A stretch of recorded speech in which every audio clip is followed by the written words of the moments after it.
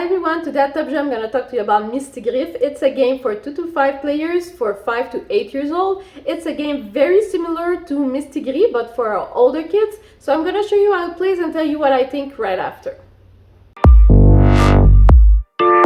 So the goal in Mistigriff is to get the most points, and to do so we have to understand the different cards.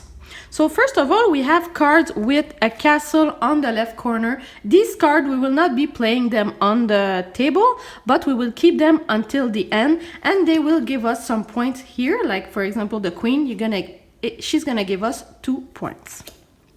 However, the Mistigriff dragon, if we are stuck with him at the end, we're gonna lose 3 points. So that's the only card who's making you lose points.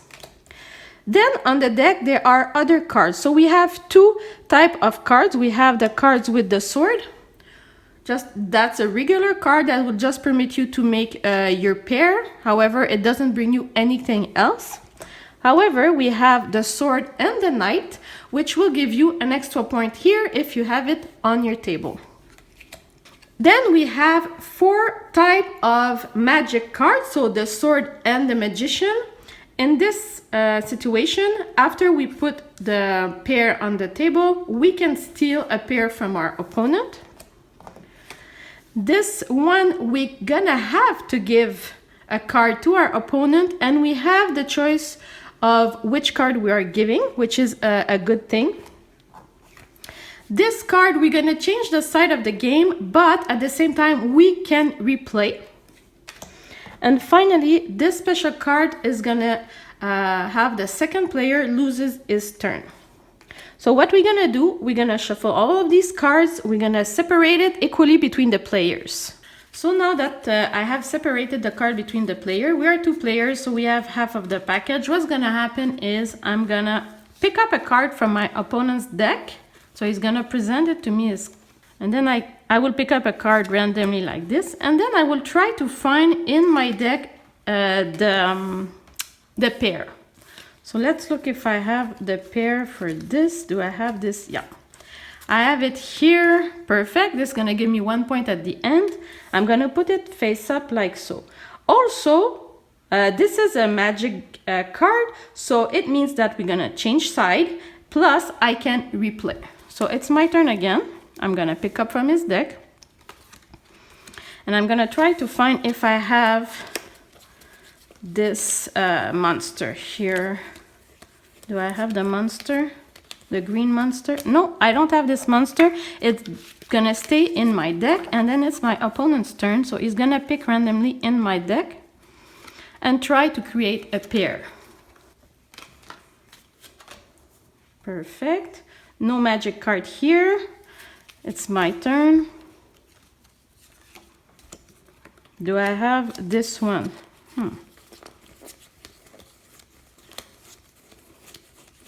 No, I don't. It's gonna stay in my deck again. And then his turn. Pick up this.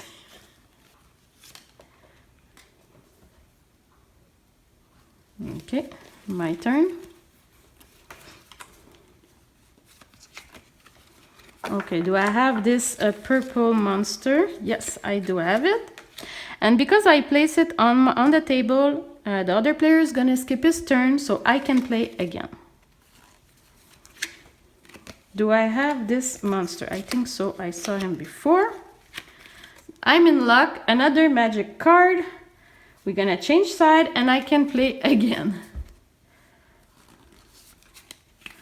Okay, do I have the red monster here? I do have. Fortunately for my opponent, is really unlucky. He's gonna lose his turn here. Okay, now I can't play because all of the cards with the castle is gonna be put down at the end of the game. So it's now my opponent's turn.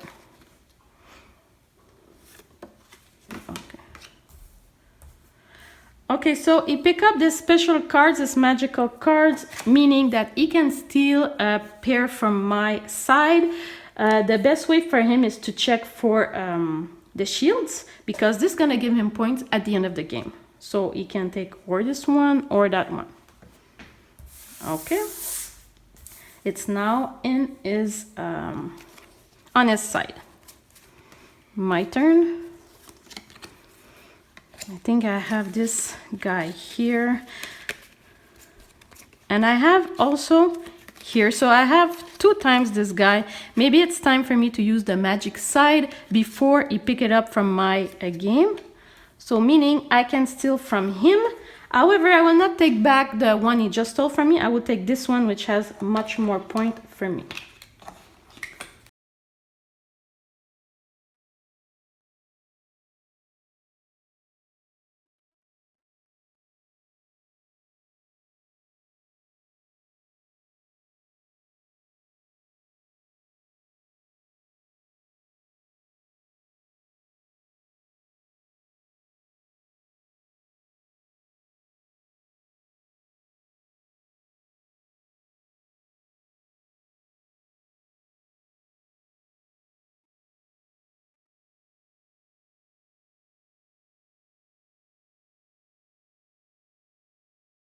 Perfect, monster card here. And I don't have any sword card, neither does my opponent. So now all the castle card that we have, we're gonna put it face up. They're gonna count as point, and now it's time to count the points. So every time we see a shield on a card, it's gonna be counting for 1 point. So the king is 2, 3, 4, 5, 6, 7, 8 points for my opponent. Me, I have 1, 2, 3, 4, 5, 6, 7, 8, 9, 10, 11, 12, 13, minus 3, I have 10 points. I win the game. So what I think about Mistigriff, actually it's exactly the same game as Mistigriff, which I didn't love so much because of the luck part, and we have a lot of this as well in Mistigriff. However, component-wise, I think it's really, really nice. The monsters, they are great, and it's really fun to play with these colors. In this game we have special cards, and I think that what makes the difference where yes, it's more complex, but first we have a lot of more control in a sense that there are magic cards where you can steal a pair from your opponent, so this is where you can get some extra points.